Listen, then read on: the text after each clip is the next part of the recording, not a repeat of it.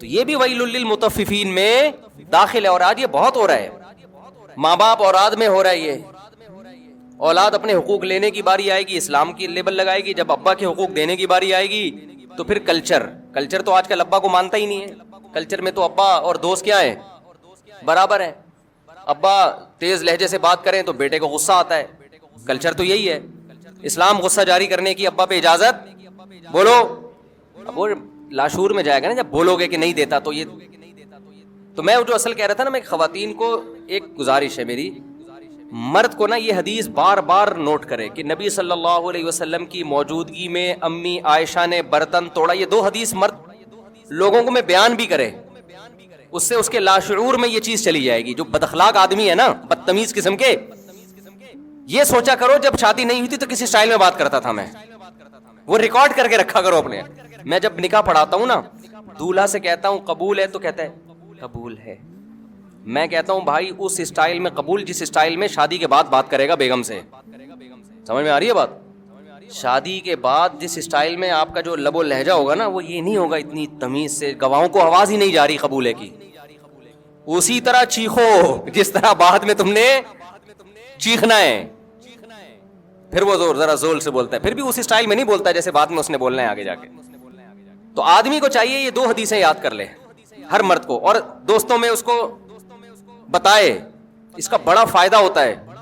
ایک حدیث امی عائشہ نے برتن توڑا دوستوں کی موجودگی میں, آپ نے اس کی توجیہ بیان کی کہ غارت امکم, تمہاری ماں کو غیرت آ گئی, اور کوئی غصے کا اظہار نہیں کیا, برتن اٹھا دیا بس.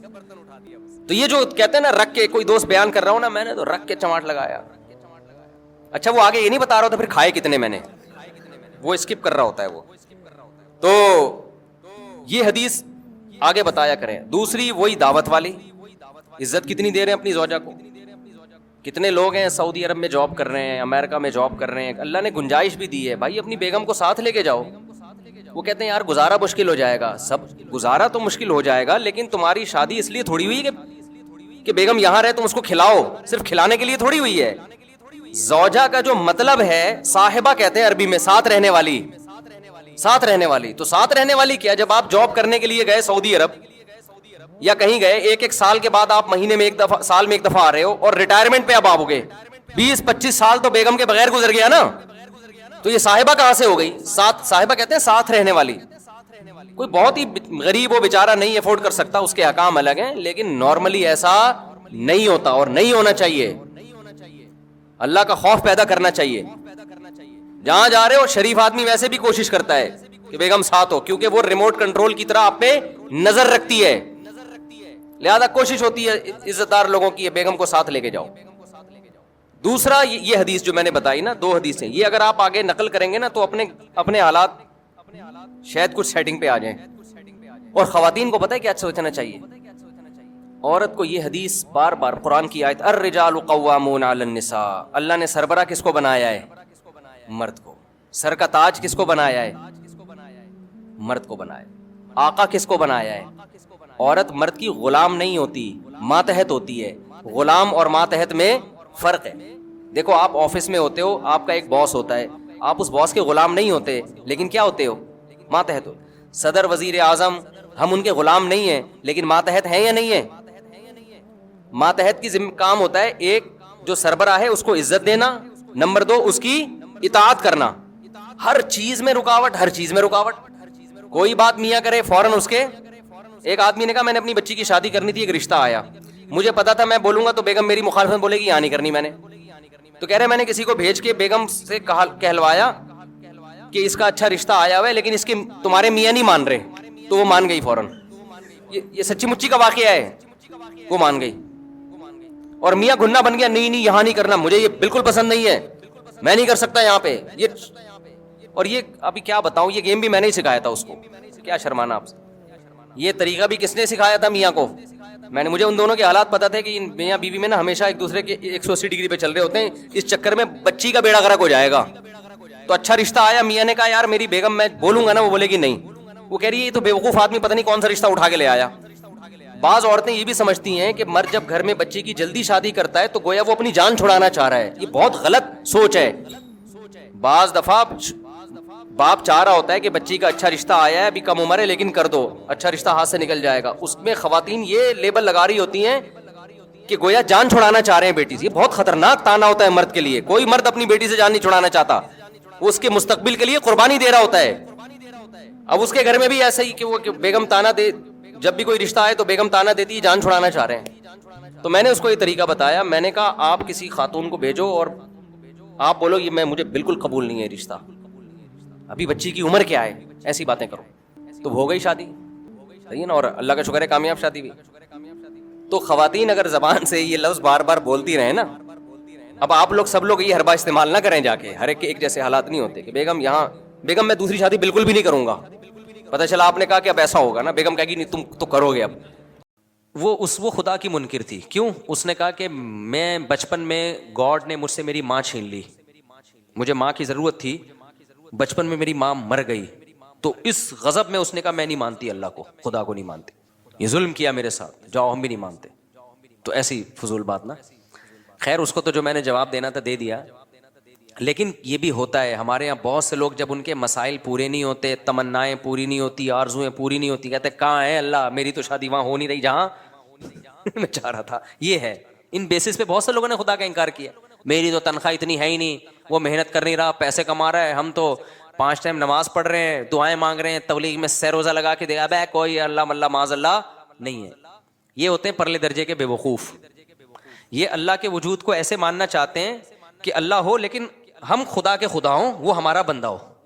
ان کو وہ والا خدا چاہیے جس کے یہ خدا ہوں. جیسے میں نے بھی مثال دی تھی نا بیان میں کہ آپ نے بچہ پیدا کیا, اب گھر میں چل کس کی رہی ہے, بچے کی چل رہی ہے, آپ کا کچھ چلتا ہی نہیں گھر میں.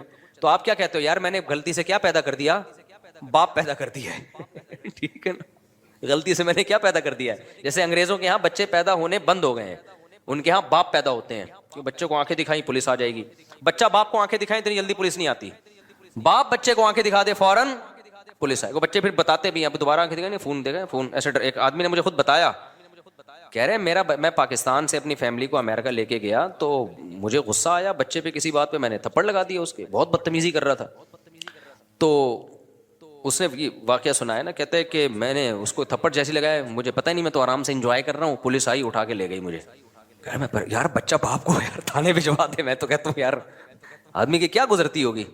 خیر کہتے ہیں میں تھانے سے ہو کے آیا تو مجھے بڑا غصہ آیا, میں نے کہا میں تو اور لگاؤں گا ایک تھپڑ, مجھے کیوں بھجوایا. چاہے جب میں گھر آیا نا تو بچے کو جیسی آنکھیں دکھائی, بچہ کیا کہتا ہے فون کی طرف. اس زمانے میں موبائل فون نہیں تھے, یہ والے فون کا جو ہے وہ نہیں, وہ گھمانے والا بھی نہیں, وہ تو زیادہ پرانا ہو گیا, لیکن یہ والے فون تھے جو پی ٹی سی ایل والے نہیں ہوتے.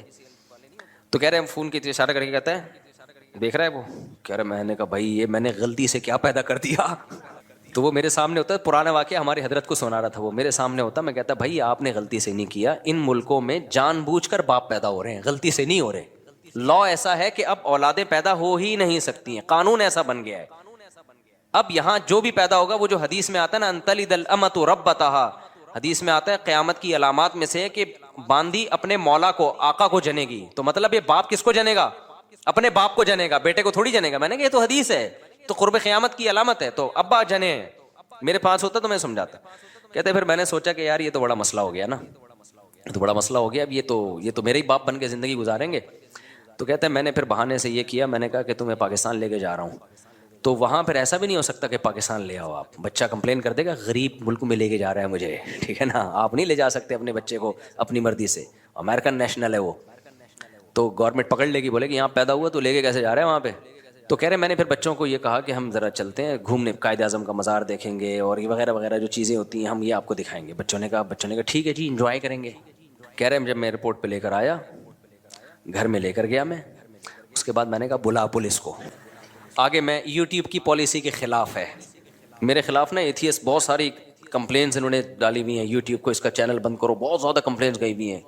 تو آگے اس نے وہ کچھ کیا جو یوٹیوب کی پالیسی کے خلاف. بچے کہہ رہے ہیں ہمارا قصور کیا, کہہ رہے ہیں انجوائے کر رہا ہوں میں, انجوائے ویسے ہی یار, بس بہت دن ہو گئے تھے, سمجھتے ہو. تو ان تلد الامۃ ربتہا, باندی کس کو جنے گی, اپنے آقا کو. وہ جننا شروع, بچے باپوں نے اپنے باپوں کو پیدا کرنا شروع کر دیا. تو میں یہ مثال کس پہ دے رہا تھا, پھر ٹائم پہ بیان چلا جاتا ہے یار, کہاں لے کے چلتے ہیں بیان. یہ مثال کس پہ آئی ہے وہ بتا رہے. ہاں وہ بہت بہترین مثال میں شکر ہے آپ نے یاد دلا دی، جزاک اللہ. تو میں مثال یہ دے رہا تھا کہ جو لوگ یہ کہتے ہیں نا ہم ٹینشن میں ہمارے اللہ نے یہ بھی نہیں کیا یہ بھی نہیں کیا، تو اللہ کہتا ہے ایسے اللہ کو ماننے کا فائدہ، وہ اللہ کا انکار کر دیتے ہیں اس بیس پہ کہ یار اللہ ہمارے کام تو بنا نہیں رہا، جہاں میں شادی کرنا چاہ رہا ہوں وہاں شادی نہیں ہو رہی، اور جہاں میں پیسے اتنے کمانا چاہ رہا ہوں جاب نہیں مل رہی، غربت مہنگائی میں خرچے پورے نہیں ہو رہے، تو دعائیں مانگ کے دیکھ لی دعائیں پوری نہیں ہو رہی، تو میں نہیں مانتا ہے معاذ اللہ ایسے اللہ کو. اس طرح کے بہت لوگ ہیں. بھائی بات یہ ہے کہ جب آپ اللہ کو مان رہے ہو نا تو اللہ کا مطلب پتہ ہے کیا ہے کہ چلے گی اس کی، چلے گی آپ کی نہیں. اللہ کہتا ہے ایسے والے اللہ کو مانو، ایسے والے اللہ. جب اللہ کی چلے گی تو اللہ چاہے گا تو آپ کی مرضی کی ہو جائے گی شادی، نہیں چاہے گا تو نہیں ہوگی. اللہ چاہے گا تو آپ کو آپ کی مرضی کی جاب مل جائے گی، نہیں چاہے گا تو نہیں ملے گی. تو اللہ کو ماننے کا مطلب اللہ وہ ہے، ہم اللہ تھوڑی ہیں. تو چاہتے اللہ کی پوری ہوں گی، ہماری تھوڑی پوری ہوں گی، ہماری اتنی پوری ہوں گی جتنی اللہ چاہے گا. تو اگر آپ نے ایسے اللہ ماننا ہے کہ آپ سب کچھ آپ کا چلے تو پھر اللہ کہتے ہیں پھر میں کس بات کا اللہ ہو گیا بھائی، اللہ تو پھر تو ہے. یہاں ایک اشکال ہوتا ہے کہ جب اللہ نے اپنی ہی چلانی ہے تو ہم سے دعاؤں کا کیوں کہتا ہے. ایک سوال ہوگا جب اللہ نے میری وہیں کروانی تھی جہاں ابا چاہ رہے تھے، میری والی تو اللہ نے دلانی نہیں تھی مجھے، تو پھر اللہ نے مجھے یہ کیوں کہا کہ راتوں کو اٹھ کے تہجد میں دعائیں مانگا کرو، یہ کیوں کہا اللہ نے.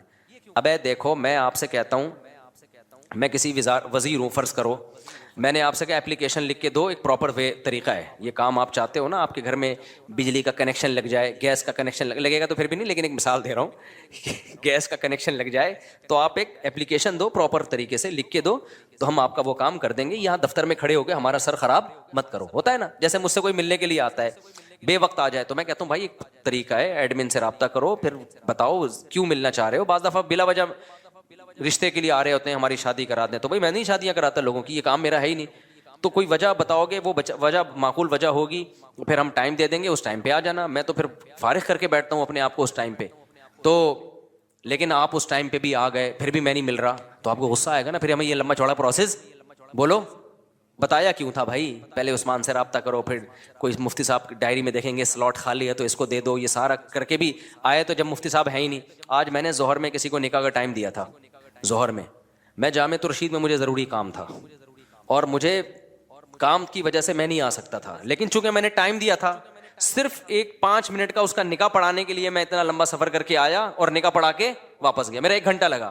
لیکن کیوں؟ اگر میں نہیں آتا تو برائی ہوتی نا. یہ اگلا کہتا ہے یار مفتی صاحب نے ٹائم دیا اور بھاگ گئے. حالانکہ مجھے بہت مشکل ہوئی تھی وہ نکاح پڑھانے، لیکن میں نے کہا یار یا تو ٹائم نہیں دیتے دیا ہے تو اب اس کو پورا کرنا ہے، یا تو 1 ہفتہ پہلے مجھے پتا چل جاتا نا میری تو میں 1 ہفتہ پہلے وہ کینسل کر دیتا. لیکن عین وقت پہ کینسل کرنا غیر اخلاقی حرکت ہے، الا یہ کہ بہت ہی ایمرجنسی ہو جائے. تو ایسی اتنی بہت ایمرجنسی نہیں تھی. کتنا ٹائم میں نے 5 منٹ کے کام کے لیے اپنا برباد کیا، 1 گھنٹہ برباد. اس سینس میں نہیں کہ وہ واقعی برباد، لیکن ظاہری لحاظ سے تو برباد ہی ہوا نا. لیکن بات یہ ہے کہ جب ایک عام آدمی اس کا خیال کر رہا ہے کہ جب کسی کو ٹائم دیا ہو تو بھائی پورا کرنا ہے، اللہ یہ کہ ایمرجنسی ہو جائے. ایک پروسیس رکھا ہے، جب آپ اس پروسیس کو پورا کرو گے تو پھر تو ٹائم دینا ہے. تو اللہ میاں نے بھی جب یہ کہہ دیا کہ بھائی ایسے ہی نہیں بلکہ باقاعدہ دعا مانگو، 2 رکعت پڑھو، ہاتھ اٹھاؤ، گڑ گڑاؤ، مجھ سے مانگو میں دیتا ہوں. ہم نے سارا پروسیس پورا کر لیا پھر بھی اللہ دے نہیں رہا. اس کی کہیں اور ہو گئی، اس کے بچے ہم کو ماموں کہہ رہے ہیں. پھر آدمی کو غصہ آتا ہے. یار یہ ایتھیسٹ لوگ بہت سے یہی کہتے ہیں کہ پھر بولا کیوں تھا دعائیں مانگو. جب گورنمنٹ ہمیں کہتی ہے اپلیکیشن لکھ کے دو اور جب تمہارا نمبر آئے گا تو اس اپلیکیشن پہ غور ہوگا تو ہم یہ تمہارا نلکا لگوا دیں گے. جب گورنمنٹ نلکا نہیں لگاتی ہم گورنمنٹ پہ لعنتیں بھیج رہے ہوتے ہیں. یار ہمارے گٹر کے ڈھکن کی 50 درخواستیں ہم نے جمع کرا دی ہیں، گٹر کا ڈھکن نہیں لگ رہا، کرپٹ حکومت ہے، یہ ہے وہ ہے. تو یہی ہوتا ہے، پھر ہم حکومت کا انکار کر دیتے ہیں، بغاوت پہ آتے ہیں. تو ہم اللہ میاں بھی ہمیں کہا کہ ادعونی استجب لکم، دعائیں مانگو میں تمہاری دعاؤں کو سنوں گا، تمہاری پکار کا جواب دوں گا. سب جوتے کا تسمہ بھی مانگنا ہو وہ بھی ٹوٹ جائے تو مجھ سے مانگو. تو اللہ جوتے کے تسمے مجھ سے مانگو اور ہم جناب تجھ سے ضروری چیزیں مانگ رہے ہیں. روٹی تو ضروری ہے، روزگار ضروری ہے، اور غریبوں کو کتنی گالیاں آج کل فیس بک پہ پڑ رہی ہیں. تو اللہ یہ تو اب یہ تو ہم نے سہ روزہ بھی لگا لی، حج کر کے دعائیں مانگ لی، بیت اللہ کے غلاف کو پکڑ کے جتنا ایکسٹریم لیول پہ ہم جا سکتے تھے نا چلے گئے. عمرے پہ گئے، وہاں ہم نے بیت اللہ کے غلاف کو پکڑ کے دعائیں مانگی، مگر پھر بھی ہمیں ماموں کے علاوہ کوئی لفظ نہیں ملا. بہت سے لوگ اس چکر میں ایتھیسٹ ہوتے ہیں کہ یار یہ کوئی خدا ودا معاذ اللہ نہیں ہے، ہوتا تو کچھ تو اس کو ترس آتا نا ہمارے اوپر.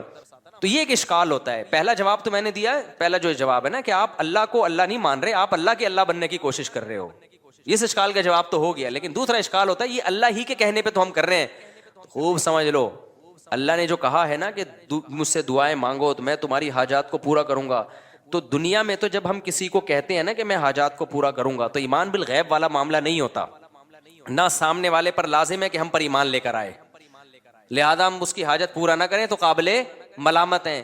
لیکن اللہ کا جہاں تک معاملہ ہے، اللہ حاجات پوری کرتا ہے، لیکن اللہ نے یہ کہا ہے کہ میں اس طریقے سے کروں گا جیسے میری سمجھ میں آئے گا، تمہاری رائے کے مطابق نہیں کروں گا، اس لیے کہ میں نے اپنے آپ کو غیب کے پردوں میں رکھنا ہے۔ اگر میں نے ایسے دعائیں قبول کرنا شروع کر دی، تم نے یہ مانگا میں نے یہ دے دیا، تو جو ایتھیسٹ ہیں سارے ایمان لے آئیں گے میرے اوپر، معاملہ غیب پہ تھوڑی رہے گا، پھر تو مشاہدے پر ہو جائے گا۔ سمجھ میں آ رہی ہے بات کہ نہیں آ رہی؟ غیب کا معاملہ تھوڑی رہے گا، پھر تو دنیا میں کوئی کافر نہیں رہے گا، کوئی نافرمان نہیں رہے گا، کوئی مرتد نہیں ہوگا، سارے کہیں گے ادھر دعا، اور پھر دعائیں بھی تو کیا کیا ہوں گی، پھر یہ دعا تھوڑی مانگے گا اللہ یہ دلا دے، اللہ اس جیسی 4 دلا دے۔ جب گئے بیت اللہ میں دعا مانگی اللہ 1 کروڑ کی جاب لگ جائے، فوراً فون آ گیا لگ گئی ہے۔ پھر حاجتیں لوگوں کی کوئی محدود ہیں یا لا محدود ہیں؟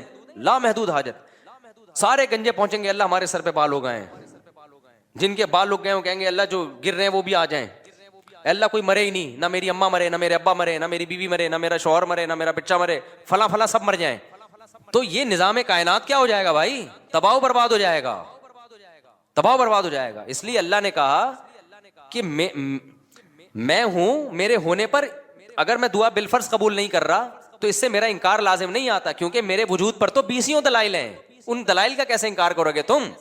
اس کی مثال ایسے ہے جیسے آپ گئے، آپ نے اپلیکیشن دی، وزیر کو درخواست قبول ہی نہیں ہو رہی، آپ کو یہاں کوئی وزیر ہے ہی نہیں، تو اگلا کہے گا بھائی یہ وزیر کی کرسی ہے، یہ اس کرسی پہ کیمرہ پہ دیکھو بندہ بیٹھا ہوا ہے اور یہ اٹینڈنس حاضری ہے، تو یہ نہیں کہو کہ وزیر ہی نہیں ہے، یہ کہو کہ وزیر نالائق ہے، آپ کی مراد پوری نہیں کر رہا یا سست ہے، اور اگر نالائق بھی نہیں ہے سست بھی نہیں ہے پھر یقیناً کوئی حکمت ہے۔ تو وزیر کے بارے میں تو ہم پاکستان کے وزیر کے بارے میں نہیں کہیں گے کہ کوئی حکمت کی وجہ سے کام نہیں کر رہا، وہاں تو رپورٹ کلیئر ہے، کر ہی نہیں رہا، وہ تو آج تک کسی کے پیسے لیے بغیر کام کیا ہی نہیں اس نے۔ اللہ پہ نہ رشوت کا الزام لگ سکتا ہے، نہ اللہ پہ یہ الزام لگ سکتا ہے کہ معاذ اللہ وہ بندوں کے کام کر کر کے تھک گیا ہے، تو اللہ کے بارے میں یہی کہا جائے گا، اور اس نے دعا قبول نہیں کی ہے تو بھائی وہ ہمارا کام ہے فائل جمع کرا دینا، اور وہ اس طرح سے نہیں کر رہا کسی اور طرح سے، وہ اپنے بندوں کو لاوارث نہیں چھوڑتا۔ ہاں اس نے ایک حکمت کے تحت ایک طریقہ رکھا ہوا ہے کہ ایسے میں ہر ایک کو ظاہری طور پہ دینا شروع کر دوں تو یہ خدا بن جائیں گے، میں کیا بن جاؤں گا؟ بندہ بن جاؤں گا۔ تو ان کو میرے اوپر ایمان کا مطلب یہ ہے کہ مجھے اللہ مانے اور مجھے اپنا خیر خواہ مانے، میں ان کی حاجت پوری کر دوں تو بھی پوری کرتا ہے، نہیں پوری کروں تو بھی حاجتیں پوری کرتا ہے، یہ کسی اور طرح سے کر دے گا۔ ہمیں کیا پتا بھائی ہمارے اوپر کون کون سے حادثات آنے والے تھے۔ آپ نے دعا مانگی اللہ روزگار دلا دے، روزگار دلا دے، اللہ نے روزگار نہیں دلایا لیکن کوئی بڑی آفت سے آپ کو بچا لیا۔ آپ چاہتے تھے یہاں شادی ہو جائے، اللہ کے علم میں تھا بھائی تیرے لیے عذاب ہے، یہ نہیں ہے۔ بہت سے لوگ، ایک آدمی آیا نا اپنی معشوقہ کے بارے میں بہت دعائیں مانگتا تھا، مجھ سے بھی اس نے کہا نہیں ہوئی شادی، تو میں نے کہا یار اسی میں بہتری ہوگی، کہہ رہے اللہ یہ بھی تو کر سکتا تھا، اسی کو بہتر بنا دیتا میرے لیے۔ یعنی اللہ کو یہ سمجھایا جا رہا ہے، مسلمان تو یہ سوچ کے صبر کرتا ہے یار مجھے لگ رہا تھا یہ میرے لیے بہتر ہے، لیکن جب اللہ نے نہیں ہونے دی تو اس کا مطلب یہ میرے لیے بہتر نہیں تھی، کیونکہ اللہ میرا خیر خواہ ہے، اللہ میرا دشمن نہیں ہے۔ لیکن اگلا پتہ ہے کیا کہتا ہے؟ یار اللہ کو یہ بھی تو طاقت ہے نا کہ اسی کو میرے حق میں بہتر بنا کے یہی دلا بھی دیتا اور اسی کو ٹھیک بھی کر دیتا۔ تو اس کا مطلب کیا ہوا کہ آپ سارا وہ چاہتے ہو جو آپ چاہتے ہو، تو بہتر یہی ہے کہ عرش پہ آپ خود جا کے بیٹھ جاؤ۔ ہم نے اپنے آپ کو اللہ کا تابع بنانا ہے، تو پیغمبروں کی سیرت سے ہمیں پتہ چلتا ہے 2 قسم کے لوگ ہیں، ایک نافرمان اور ایک فرمانبردار۔ نافرمان لوگوں کو جب پریشانی آتی ہیں اللہ کو برا بھلا کہتے ہیں، تبھی تو قرآن نے مثالیں دی ہیں۔ فرعون پہ بھی پریشانی آئی نا، موسیٰ علیہ السلام جب آئے نا تو فرعون کو ٹینشنیں شروع ہو گئیں، ایک دفعہ بھی اللہ کا نام نہیں لیا فرعون نے، بلکہ اور بغاوت میں بڑھتا چلا گیا، کہنے لگا کہ جب سے موسیٰ آیا ہے نا معاذ اللہ اس کی وجہ سے ہمارے ملک میں بدامنی شروع ہو گئی ہے، قحط آنا شروع ہو گیا ہے۔ لیکن پریشانیاں یعقوب علیہ السلام پر بھی آئیں، بچپن میں بچہ غائب، روتے رہے کہ انما اشکو بثی وحزنی الی اللہ، بھائی میں اللہ کو اپنا غم بتاتا ہوں، اعلم من اللہ ما لا تعلمون، اللہ کے بارے میں وہ کچھ جانتا ہوں جو تم نہیں جانتے، تو مجھے یقین ہے اللہ کی اس میں کوئی خیر خواہی ہوگی۔ کیوں؟ وہ سمجھتے تھے کہ بھائی میں، اور یعقوب علیہ السلام کے بارے میں آسمانی کتابوں میں لکھا ہے کہ اتنی دعائیں مانگتے تھے کہ ان کے گھٹنوں پہ پیشانیوں پہ موٹے موٹے نشان پڑ گئے تھے، زندگی بھر اتنی دعائیں مانگی، ایک دفعہ بھی مایوس نہیں ہوئے کہ یار میں تو مانگتا رہتا ہوں ادھر اللہ نے بچہ ملایا ہی نہیں مجھ سے، اور میری تو ایک بچہ ابھی گم ہوا ہے، دعائیں مانگ رہے ہیں، تڑپ رہے ہیں، آنکھوں کی بینائی چلی گئی، دوسرا بھی گم ہو گیا۔ تو قرآن یہ واقعات کیوں بتاتا ہے؟ کیا معاذ اللہ اللہ اپنی برائیاں کر رہا ہے؟ سورہ یوسف میں بہت اصرار کیا، وہ نمازی بھائی تھے، بہت اصرار کیا بھائی یہ پی لو یہ پی لو، وہ کہہ رہے نہیں نہیں نہیں مجھے شوگر ہے. جب انہوں نے زیادہ اصرار کیا نا اور کہا اللہ نے چاہا کچھ نہیں ہوگا انشاءاللہ، اللہ نے چاہا تو کچھ نہیں ہوگا. دیکھو صحابہ کرام کا اللہ پہ توکل تھا، انہوں نے دریا میں گھوڑے دوڑا دیے. انہوں نے، یہ بہت اہم واقعہ ہے، اس کو بڑا سبق ملے گا اس سے انشاءاللہ آپ کو، خاص طور پہ دینداروں کے لیے سمجھنے کی چیز ہے. واقعہ ہے نا، ایک علامہ اقبال کا شعر بھی ہے اس پہ کہ دشت و دشت دریا بھی نہ چھوڑے ہم نے، کہ ہم نے تو صرف صحراؤں میں نہیں، ہم نے تو دریاؤں میں بھی کرامت کے طور پر نا گھوڑے دریا میں چلا دیے تھے صحابہ نے. تو ان صاحب نے کہا، داڑھی بھی تھی نمازی بھی، انہوں نے کہا دیکھو صحابہ نے اللہ پہ توکل تھا، دریا میں گھوڑے چلا دیے انہوں نے. تو سامنے شکر ہے کوئی عقل مند بیٹھا ہوا تھا جس کو وہ کھلا رہے تھے نا پورا چینی کا شربت. اس نے کہا دیکھو اگر وہاں پل ہوتا نا پھر اللہ دریا میں گھوڑے نہیں چاہے، وہ ڈوبنا تھا انہوں نے، ہاں تو پل نہیں تھا اور مجبوری تھی جانا، صحیح ہے نا. پل ہوتا پھر صحابہ دریا میں چلاتے، پھر سوال ہی پیدا نہیں ہوتا کہ دریا میں گھوڑے چلتے. اللہ کہتا ہے پل ہے تو جاؤ نا. یا پل بنانے کا ٹائم ہوتا تو بھی نہیں. یہ جو قسطنطنیہ میں سلطان محمد فاتح نے قسطنطنیہ اور یہ جو آج کا استنبول ہے جب یہ فتح کیا تھا تو اس نے کوئی دریا میں تھوڑی گھوڑے چلا دیے تھے. ان کا یہ جو استنبول کا جو قلعہ ہے نا آج جو 4000 سال جس کی پرانی تاریخ ہے، میں نے وہاں جا کے ولاگ بھی بنایا ہے، یہ ترکی کا جو مشہور قلعہ ہے، یہ تو عیسائیوں کے ہاتھ میں تھا، بہت مضبوط عیسائیوں کی اسٹیٹ تھی. اور نبی صلی اللہ علیہ وسلم نے خوشخبری سنائی تھی کہ نعم الجیش جیش یغزو القسطنطینیہ، فرمایا سب سے بہترین لشکر، کیا ہی خوب لشکر ہے جو قسطنطینیہ فتح کرے گا. آپ مکہ میں اور ترکی کی فتوحات کی خوشخبریاں دے رہے ہیں. ہمارے نبی کا یہ ویژن دیکھو، ایک پیغمبر جو نہ لکھنا جانتے ہیں نہ پڑھنا جانتے ہیں، لیکن کتنا کانفیڈنٹلی وہ کہہ رہے ہیں کہ کیا خوب لشکر ہوگا جو قسطنطینیہ کو فتح کرے گا. اور خوشخبری دی، جنت کی بشارت دی. اسی وجہ سے مسلمان فاتحین شروع سے لگے ہوئے تھے اس میں، لیکن نہیں ہو پا رہا تھا. تو سلطان محمد فاتح نے کیا کیا، وہ بھی فوجیں لا کے بٹھا دیں، لیکن اتنا مضبوط قلعہ ہے وہ جا ہی نہیں پا رہے بھائی. تو مشورہ ہوا. اب انہوں نے یہ نہیں کیا کہ جی ایک طرف سے سمندر ہے، وہاں بھی سمندر کٹا ہوا ہے نا، آپ میپ میں دیکھ سکتے ہیں. تو سمندر میں ہم کیا کرتے ہیں، بسم اللہ ہی اللہ پڑھ کے سمندر بھی نکل جاتے ہیں. بڑھ جانا، ڈوب جانا تھا انہوں نے، اور کیا. تو اللہ کہتا ہے پہلے اپنے سارے اسباب اور وسائل تو استعمال کرو، پھر میری مدد آئے گی.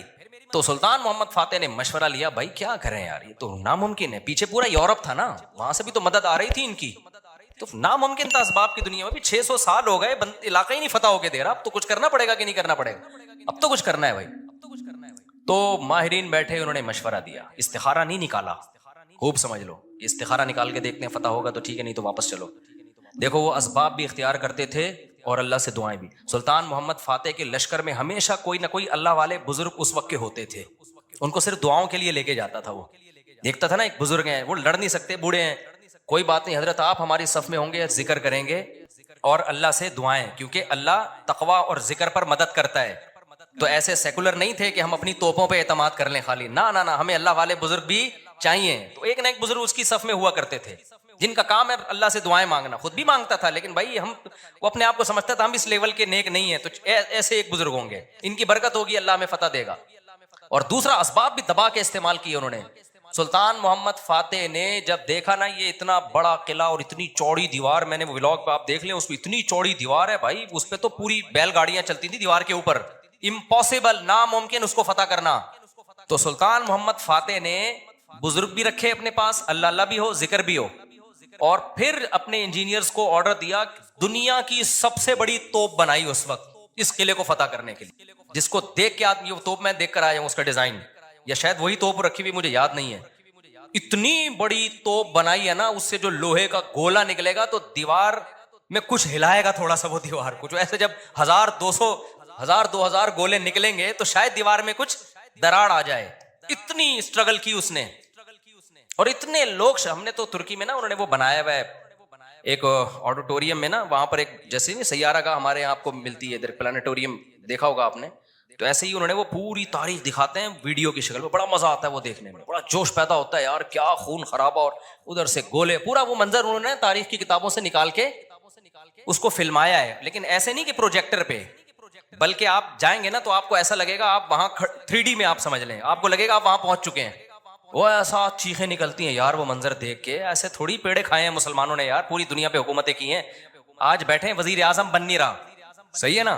بہت محنتیں کی ہیں مسلمانوں کا ماضی بڑا خدا کی قسم شاندار تھا. میں بار بار کہتا ہوں نا، ایک گورے کی ویڈیو بھی میرے موبائل میں پڑی ہوئی ہے، وہ لندن میں یا امریکہ میں بھول گیا، یونیورسٹی میں وہ گورا لیکچر دے رہا ہے، ابھی میرے موبائل میں ویڈیو پڑی ہوئی ہے، وہ گورا لیکچر دے رہا ہے، گورا کہہ رہا ہے تو وہ کالا، لیکن گورا اس سینس میں کہہ رہا ہوں کہ امریکن ہے، اس سینس میں کہہ رہا ہوں، یا تو میرا خیال ہے امریکن ہے، یو کے کا نہیں ہے، وہ ان کا جو لب و لہجہ ہے نا وہ امریکن لب و لہجہ ہے۔ وہ یونیورسٹی میں لوگوں کو بتا رہا ہے کہ ونس اپون اے ٹائم، ایک ٹائم تھا کہ آپ کو مسلم سائنٹسٹ کے علاوہ دنیا میں کوئی سائنسدان نظر ہی نہیں آتا تھا، ہر فیلڈ میں کون سا سائنٹسٹ تھا؟ مسلمان۔ اور وہ کہہ رہا ہے کہ فلکیات کے علم میں مسلمانوں نے اتنی ترقی کی تھی، پھر بغداد کی یونیورسٹی کا نام لے رہا ہے وہ، بغداد میں جو ہماری خلافت تھی، تو وہ کہہ رہے ہیں کہ آج بھی جتنے ستاروں کے نام ہیں نا انگلش میں، سارے عربی سے آئے ہیں۔ سارے کہاں سے آئے ہیں؟ یہ عربی سے آئے ہیں۔ مسلمان یہ کام بہت پہلے کر چکے تھے، بڑا شاندار ماضی تھا ہمارا، لیکن ایسا ختم ہوا، ایسا لگتا ہے ہم ہمیشہ سے ہی اسی طرح ہیں، ہمیشہ سے ہی ہم سے وزیر اعظم بن ہی نہیں پایا کبھی۔ ایسا نہیں ہے، ماضی ہمارا اور زیادہ پرانا ماضی نہیں ہے، 150-200 سال سے زیادہ پیچھے کی بات نہیں ہے، یہ چند غلطیاں ہوئی ہیں جس کی سزا ہم بھگت رہے ہیں، اس میں مذہبی لوگوں سے بھی ہوئی ہیں، حکمرانوں سے بھی ہوئی ہیں، دونوں طبقوں سے ہوئی ہیں، کسی ایک طبقے کو آپ ذمہ دار نہیں ٹھہرا سکتے۔ تو اس میں ایک بہت بڑی غلطی یہ ہوئی ہے کہ مذہب کو سائنس سے کیا کر دیا، یہ بہت بڑی مسٹیک ہوئی ہے۔ جبکہ ہمیں داؤد علیہ السلام، سلیمان علیہ السلام کے واقعات میں کیا ملتا ہے؟ اللہ نے سلیمان علیہ السلام کو جب دنیا کا حکمران بنایا ہے تو اللہ نے اسباب اور وسائل بھی دیے تھے ان کو۔ وہ اسباب کیا تھے؟ لوہا ان کے ہاتھ میں پگھلا دیا اللہ تعالیٰ نے۔ داؤد علیہ السلام کو حکم دیا زرہیں بناؤ، زرہیں۔ اللہ کہہ دیتا کہ اے داؤد تو زمین پر حکومت کرے گا، لڑائی کرے گا، زرہیں بنانے کی ضرورت نہیں ہے۔ آیت الکرسی پڑھ کے ہر مجاہد پہ پھونک لگائی، دم کیا، دشمن کی تلوار چلے گی نہیں۔ یہی چل رہا ہے نا آج کل، داماد انسان کا بچہ نہیں بن رہا، آیت الکرسی پڑھ کے پھونکو اور اس کو جو ہے وہ تعویذ کرا دو تو ٹھیک ہو جائے گا۔ پوری 10-10 سال دامادوں کے ٹھیک کرنے میں بیٹیوں کی زندگیاں تباہ کر دیں۔ قرآن کیا کہتا ہے؟ ان خفتم اللہ یقیما حدود اللہ، حدود اللہ پہ قائم نہیں رہ سکتے بھائی، خلا لینے کی کوشش کرو اس پاگل سے۔ 2-3 موقع دے دیے ٹھیک ہونے کے، ہو گیا ٹھیک ہے، نہیں تو اگر برائی اس قابل ہے کہ برداشت کے قابل ہے تو برداشت کرو، بلا وجہ گھر نہیں توڑنا چاہیے، بالکل برداشت کے قابل نہیں ہے جان چھڑاؤ بھائی اس آدمی سے نہ۔ میں نہ جانتا ہوں نا ایسے لوگوں کو، 30 سال ہو گئے کہ نہیں جی اللہ کے ہاتھ میں دل ہیں، اللہ جب چاہے گا میرے داماد کا دل چینج کر دے گا، اس امید پہ 30 سال گزار دیے اور بیٹی پاگل ہو گئی۔ میں نے کہا 30 سال کے بعد آپ آ رہے ہو کہ خلا لینا ہے؟ کہہ رہے ہیں بھائی وہ اللہ کے ہاتھ میں دل ہے، تو میں نے کہا اللہ کے ہاتھ میں ہے لیکن اللہ نے کہا کہ میں گھماؤں گا۔ ہم کب کہہ رہے ہیں کہ اللہ کے ہاتھ میں نہیں ہے؟ اگر ہمیں پتا ہوتا کہ اگلے سال اللہ آپ کے داماد کو ٹھیک کر دیتا، میں کہتا چلو 1 سال اور انتظار کر لو۔ اللہ کے ہاتھ میں ہے لیکن گھمائے گا کہ نہیں گھمائے گا یہ اللہ نے نہیں بتایا، بلکہ اللہ نے جو بتایا ہے انک لا تہدی من احببت، آپ اس کو ہدایت نہیں دے سکتے جس سے آپ محبت کرتے ہو۔ یہ تو حضرت ابو طالب کے بارے میں نازل ہوئی ہے کہ نبی کے چچا ایمان نہیں لائے تو نبی غمزدہ تھے، اللہ نے فرمایا کہ آپ کو آپ جس سے محبت ہے ہدایت نہیں ملے گی، اس کو ملے گی جس کو اللہ چاہے گا، اور چاہے گا کس کو؟ جو خود چاہے گا۔ یہ بھی قرآن کہتا ہے جو خود چاہے گا اسی کو ملے گی، جو خود نہیں چاہے گا تو بھائی چاہے نبی کا چچا بھی ہو نہیں ملے گی۔ تو میں نے کہا بھائی نبی کے چچا کو نہیں ملی ہدایت، آپ کے داماد آپ کے نبی سے بھی آگے ہو، تو ہم تو گراؤنڈ ریئلٹی کو دیکھ کر فیصلہ کریں گے۔ 1 سال بہت ہوتا ہے کسی کو تجربے میں، اب انسان کا بچہ نہیں بن رہا، نہ نان نفقہ دے رہا ہے، وہ بے تحاشا مارتا پیٹتا ہے، ٹارچر ذہنی کر کر کے اس کو بیچاری کی زندگی بیڑا غرق ہو گیا اس۔ میں نے کہا خود ہی مر جائے گا، تھوڑے دنوں میں خلا کے تکلف کی ضرورت کیا ہے؟ طلاق لینے کی کیا ضرورت ہے اس؟ اسلام جو ہے نا وہ دقیانوسی نہیں سکھاتا میرے بھائی، مسلمانوں نے ایسے ہی نہیں دنیا پہ حکومتیں کر لی ہیں۔ داؤد علیہ السلام کو اللہ نے، داؤد علیہ السلام قرآن کہتا ہے نا پوری دنیا پہ داؤد علیہ السلام نے، پوری دنیا نہ بھی ہو، دنیا کے ایک بہت بڑے حصے پر جو حکومت کی ہے، تو قرآن کیا بتاتا ہے کیسے کی حکومت؟ کیسے کی حکومت؟ پھونکے لگا لگا کے کی۔ قرآن ان کی عبادت کا بھی تذکرہ کرتا ہے، دن میں روزہ رکھتے تھے، راتوں کو تہجد پڑھتے تھے، اس کا بھی تذکرہ کرتا ہے، یہ بھی ضروری ہے، ورنہ ایک سیکولر فوج میں مجاہدین میں اور ایک مذہبی لوگوں میں کوئی فرق نہیں رہے گا۔ اللہ کہتے ہیں جب تم اللہ کی راہ میں لڑو گے کثرت سے اللہ کا ذکر کرو، کیونکہ تم لڑ رہے ہو اللہ کی مدد پہ، تو اللہ کو یاد بھی تو رکھو نا، لیکن ساتھ ساتھ اسباب اور وسائل بھی خاندانی طریقے سے استعمال کرنے ہیں۔ تو اللہ نے داؤد علیہ السلام کو کیا کہا؟ زرہیں بنائے لوہے کی، اور کیسے کہا؟ یہ بھی نہیں کہا کہ بنا دیں بس باقی میں خود ہی جوڑ دوں گا، قدر فی السرد، ان کی لڑیاں جوڑنے میں بھی اندازوں سے جوڑیں کہ کیسے اس کو، اندازے کا مطلب کیا ہے؟ کیونکہ جب زرہیں بنائی جاتی ہیں نا لوہے کے لباس جو جنگ میں استعمال ہوتے ہیں، تو ظاہر ہے جس فوجی کے لیے، جس مجاہد کے لیے بنوائی جا رہی ہیں اس کو لیٹنا بھی ہوگا، اس کو بیٹھنا بھی ہوگا، اس کو گھوڑے پہ چھلانگ لگا کے بیٹھنا بھی ہے، تو وہ موویبل ہوں، وہ مڑ سکیں آسانی سے، تو اس کے لیے بہت ٹیکنیکل طریقے سے اس کو ایڈجسٹ کرنا ہے۔ تو قدر کا مطلب اس کی ایڈجسٹمنٹ بڑی خاندانی ہونی چاہیے۔ نہیں آئی میرا خیال ہے بات سمجھ میں؟ یہ بھی نہیں کہا کہ اللہ میاں نے کہ زرہیں بنانے رسی سے جوڑ لینا، یہ ایک تار نہیں ہوتی جو الیکٹریشین کے پاس ہوتی ہے، یہ والی تار سے یوں کرنا. ہمارے یہاں جگاڑو کام ہو رہے ہوتے ہیں کہ نہیں ہو رہے؟ جاپان میں جگاڑو کام نہیں ہوتے. ہمارے ہر کام کیا ہے؟ کمپیوٹر کو بھی ٹھنڈا کر رہے ہیں پنکھے پہ نا آگے. میں نے نیٹ پہ ایک ویڈیو دیکھی, سسٹم کو ٹھنڈا کرنے کے لیے ایک الگ سے پنکھا چلایا ہوا ہے جو کمپیوٹر